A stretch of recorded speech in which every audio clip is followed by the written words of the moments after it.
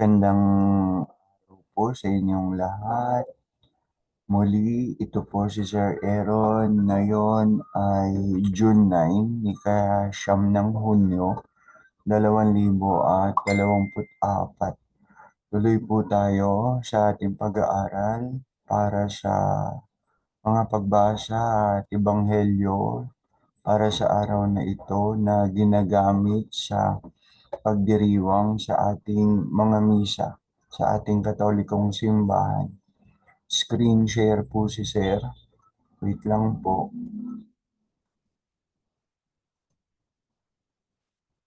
Wait lang po. Okay.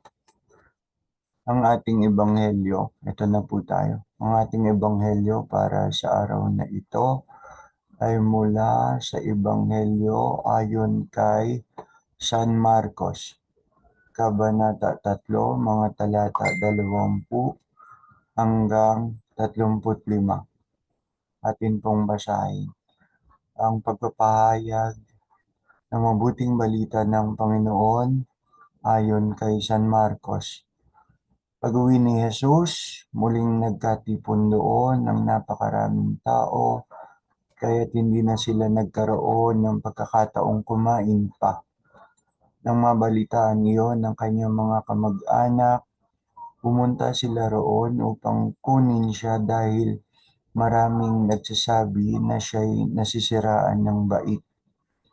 Sinasabi naman ng mga tagapagturo ng kautusan na galing sa Jerusalem, sinasapian siya ni Beelzebul, nakapagpapalaya siya ng demonyo sa pamamagitan ng kapangyarihan ng pinuno ng mga demonyo. Dahil dito, pinalapit ni Jesus sa mga tao at sinabi sa kanila ang ilang talinghaga. Sabi niya, paanong mapapalayas ni Satanas ang kanyang sarili kapag naglaban-laban ang mga mamamayan ng isang kaharian, mawawasak ang kahariang iyon. Kapag naglaban-laban ang mga kaanib ng isang sambahayan, magkakawatak-watak ang sambahayang iyon.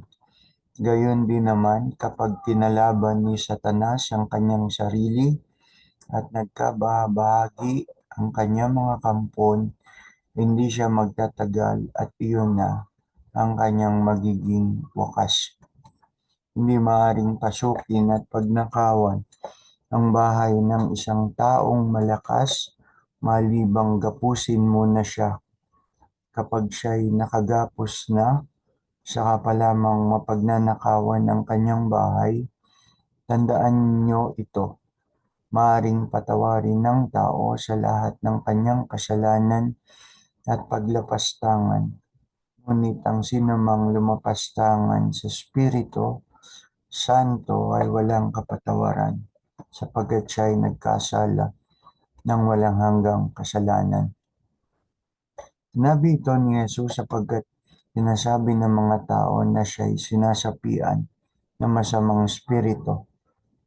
Dumating ang ina at mga kapatid ni Jesus. Tumayo sila sa labas ng bahay at ipinatawag siya. Nang oras na iyon ay maraming taong nakaupo sa palibot ni Jesus.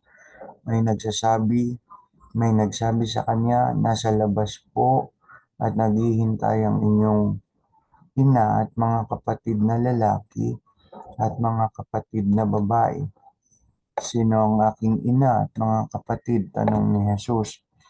Tumingin siya sa mga nakaupo sa palibot at sinabi, ito ang aking ina at mga kapatid, sapagkat ang mga sumusunod sa kalooban ng Diyos, ang aking mga kapatid at aking ina.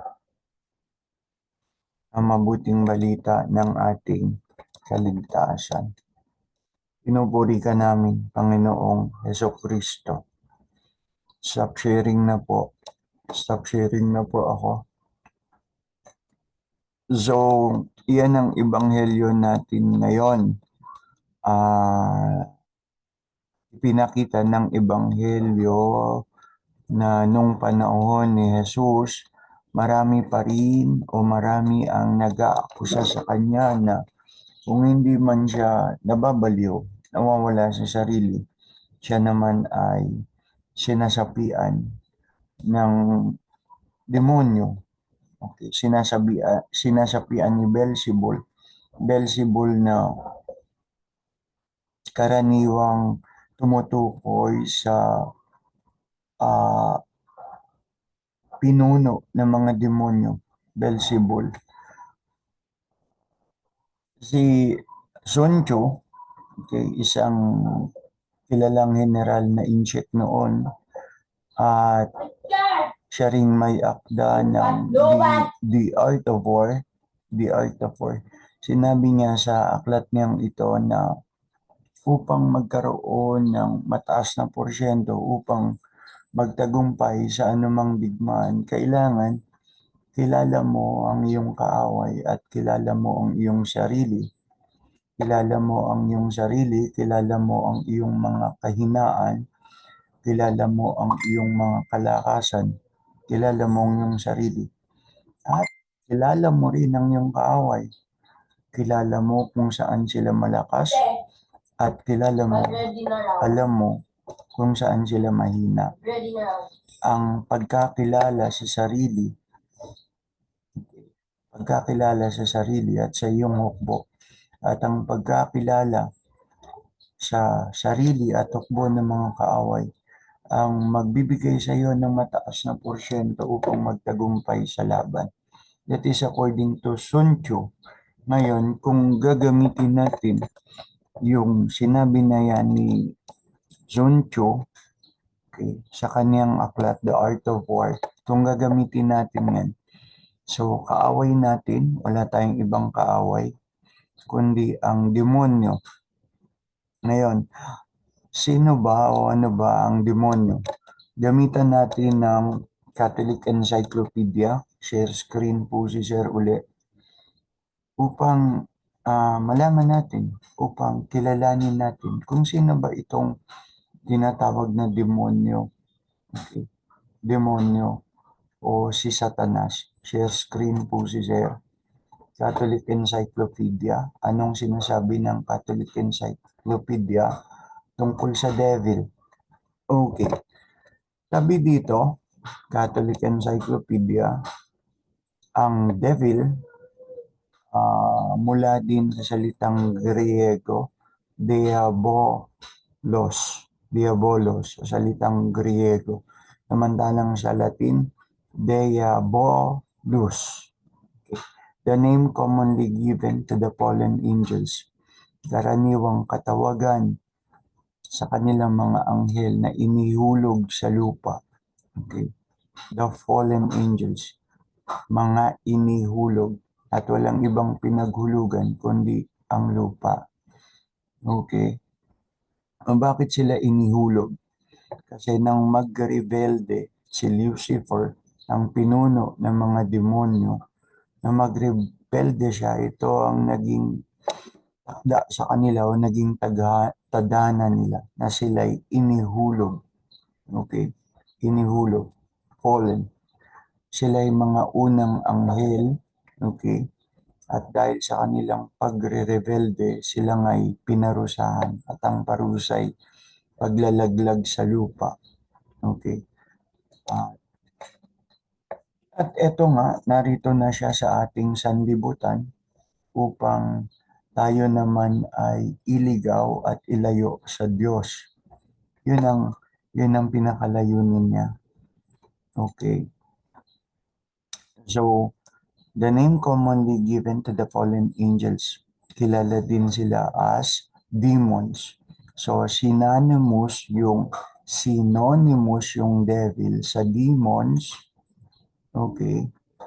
From the Greek word diabolos and from Latin diabolus, according to this encyclopedia. May pag-aaral din pala tungkol sa demonyo, demonology. Siguro meron nga niyan dahil ganun nga, kailangang kilala natin ang ating kaaway o kalaban. Okay. With the article, it denotes Lucifer. mula dun sa ating binasang ebanghelyo, Beelzebul, Lucifer, siyang pinuno ng mga demonyo. Makikita daw ito sa aklat ayon kay San Mateo sa Kabanata 25, talata 41. The devil and his angels. Ang demonyo at ang kanyang mga anghel. So, may naakit kasi si Lucifer na iba pang anghel upang makisama sa kanyang pakikipaglaban, sa kanyang struggle sa Diyos. At eto nga, marami sila at ang naging kapalaran nila, takda sa kanila, ay maihulog sa sanlibutan. Okay. So, nandito na nga sila upang tayo naman ay ilayo sa Diyos, sa kalooban ng Diyos. Okay.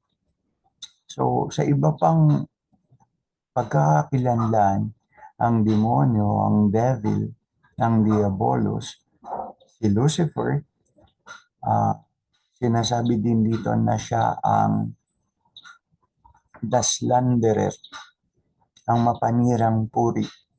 The slanderer, ang mapanirang puri. Okay.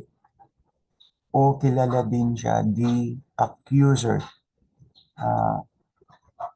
How do you say, how do we translate accuser in Tagalog? Siyang nag-aakusa. Okay. Kapag inaakusahan ka, okay, usually binibigyan ka ng, paratang, salitang paratang. Some of us will pararatangan ng iba, will accuse others as magnanakaw. Or halimbawa sa ating, karaniwang sa ating mga Katoliko, ang karaniwang paratang. Sumasama tayo sa mga ribulto at larawan. Paratang. Okay. Alam naman natin, okay, kung ikaw ay tunay na Katoliko, at alam mo naman ang totoo, alam mo sa iyong sarili kung sumasamba ka nga o hindi ka nga sumasamba sa mga imahen o ribulto. Tuloy tayo dyan. Yan ang pagkakakilanlan ng demonyo. At muli, itong demonyong ito, walang ibang layon, kundi mailayo ka sa Diyos. Nainggit kasi siya sa tao na ang Diyos pinagpahalagahan masyado ang tao. Pagpapahalaga na kahit isugo niya ang kanyang bugtong na anak upang mamatay sa krus upang iligtas ang tao. Sobrang pagmamahal at pagpapahalaga ng Diyos sa atin. May nabasa nga ako, walang sino mang anghel ang tinawag talagang anak ng Diyos, kundi ang mga tao. Tayo mga tao lang ang talagang tinawag o tinuring na anak ng Diyos. Ang mga anghel, they were only creatures made for special purposes like to worship God and to serve God. So, yan ang demonyo. Tagapagparatang, tagapanirang puri. So, yan. Anong aral ang pwede nating makuha? Stop share na po tayo. Hindi, balikan natin yung ebanghelyo. Okay, balikan natin yung ebanghelyo. So, aral dito sa ebanghelyo ding ito, hindi lamang kilalanin itong kaaway ng Diyos at kaaway natin. Naging kaaway natin mula din sa inggit sa atin dahil sa sobrang pagmamahal ng Diyos sa atin. Okay. Sabi ni Padre Pio, ang demonyo daw, the demon is like a rabid dog. Rabid. Isang asong makamandag. Usually when we say a dog is a rabid dog, kung siya'y meron ng rabies o nawawala na sa kanyang sarili dahil sa rabies. At aso na nga itong mapanganib. Okay, rabid dog. Pero this dog, the devil, na inilalarawan dito, nakatali siya sa leeg. in a leash. A rabid dog in a leash. A devil is like a rabid dog in a leash. So, hindi kanya makakagat kasi meron siyang, tawag dito, meron siyang limitations. Meron siyang limitations. Okay, binigyan siya ng limitasyon, most probably ng Diyos. Katulad ng nangyari kay Job. Hindi naman nagalaw ni Satanas si Job. Hindi nagalaw ni Satanas si Job. Hindi nagawa ng masama ni Satanas si Job. Basa-basa na lang. Nagpahintulot ang Diyos. Sinabi ng demonyo sa Diyos, sinasambat kinikilala ka lang naman ni Job dahil pinagpapala mo siya. Gawin mo itong Wag mo itong gawin, wag mo siyang pagpalain. Tignan natin kung kilalanin ka pa rin niya at sambahin. Okay? So, pinahintulutan ng Diyos ang demonyo, si Lucifer. Sige, sabi ng Diyos, hindi dahil upang pabayaan si Job, kundi upang ipakita rin, upang matutunan din natin at malaman na kung minsan ng mga pagsubok at kahirapan na ina-attribute natin, okay, na ina-attribute natin sa kaaway na ibinibigay sa atin para di naman masubok ang ating katatagan sa ating paniniwala sa Diyos. Ah, ganito hindi ko alam, hindi ako sure kung totoo o sigurado ako sabihin kong ito. May pagkamapanubok ang Diyos. Okay? Pagamat may isang bahagi ng salita ng Diyos sa Biblia, hindi ka susubukin ng Diyos higit sa iyong kaya. Okay? Ganito sinubok ng Diyos si Abraham para sa kanyang paniniwala sa kanya. Sige nga, kung talagang minamahal mo ko at sinasamba, kung talagang kinikilala mo ko. Parang ganon, in other words, kahit ang anak mo, patayin mo para sa akin. Nung papatayin na ni Abraham ang kanyang anak, pinigilan siya ng Diyos. Huwag mong saktan ang bata. Ngayon nakita ko na tunay ang iyong pagsamba, paniniwala at pananampalataya sa akin. In other words, inilagay ko lang sa ibang salita yung pangyayari. So, ano again? Kailangan mo pa magtagumpay sa ating pananampalataya sa Diyos. Makilala at malaman natin ang mga gawi at aksyon ng kaaway ni Satanas. Si Satanas, hindi lang siya mapanirang puri. Hindi lang siya magbibigay akusasyon sa iyo ng mga mali. Bakit mali? Dahil si Satanas din, ama ng mga kasinungalingan at pagkukunwari. Pararatangan ka niya sa iyong mga kahirapan. Hindi ka talaga mahal ng Diyos. Bubulungan ka na. Hindi ka talaga mahal ng Diyos. Kung mahal ka talaga ng Diyos, hindi niya pababayaang mangyari yung mga bagay na yan sa iyo. Deceit, panloloko, at kumikilo siya in stealth, patago, patago, patago. Isirain niya ang iyong kaluluwa, pagkatao, out of hatred, sa'yo. Galit sa'yo, galit sa akin, galit sa ating lahat ng demonyo. Dahil nga sa sobrang pagmamahal ng Diyos sa atin, galit na may halo talagang inggit. At kung di natin makikilala itong demonyong ito, may isa pa, sinasabi si Don Bosco, ang demonyo can only bark and bark tulad ng aso. Ang demonyo tulad ng aso, makakakahul lang ng makakahul. Wala siyang magagawa sa iyo upang kagatin ka unless pabayaan mong sarili mo na makagat. So, may limitasyon si Satanas, ang demonyo, upang galawin tayo at gawan ng masama. Nasa atin na lang kung pababayaan natin ang ating sarili para makagat niya, para matukso niya, para magawan niya ng masama. Yun, magandang aral para sa Ebanghelyo ngayon na maisip natin, tunay na makilala sino ba itong kaaway na ito at sino ba naman itong Diyos na sobrang umibig sa atin. Kilala natin ang ating kaaway, kilala din natin ang nagmamahal sa atin. At kung kilala natin ang mga bagay na ito, malaki ang porsyento ng pagtatagumpay. Malaki ang porsyento ng pagtatagumpay. Manalangin tayo. Panginoong Diyos, lagi mo po kaming gabayan upang makaiwas sa anumang tukso at paninira ng demonyo. Ilayo mo po kami sa Kanya tulad ng sa aming panalangin sa iyo, ihadya mo kami sa masama. Alam namin, Panginoong Diyos, na hindi mo kami pababayaan, na mahal mo kami, una't higit sa lahat. At dahil minahal mo kami ng napakadakilat higit,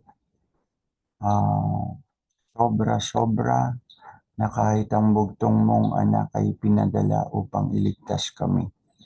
Panginoon, maraming salamat po sa iyong pagliligtas sa amin, sa iyong pagmamahal sa amin. Muli, wag mo po kaming iadya sa masama. Iligtas mo sa kami sa lahat ng kapahamakan, dulot ni Lucifer at ng kanyang mga anghel.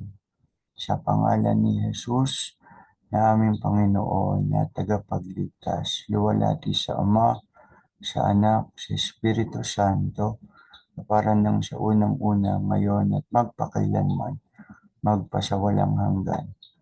Amen. Muli po mga kaibigan at mga kapatid, nakatapos po tayong muli sa isang pag-aaral tungkol sa salita ng Diyos. Patuloy po tayong magkaroon ng pagnanais na higit pang makilala ang Diyos sa pamamagitan ng pag-alam at pagbabasa sa kanyang mga salita ng mabuting balita na siyang nagligtas sa atin. Siya na salitang nagkatawang tao. He who made flesh and dwelt among us. Amen. Paalam po.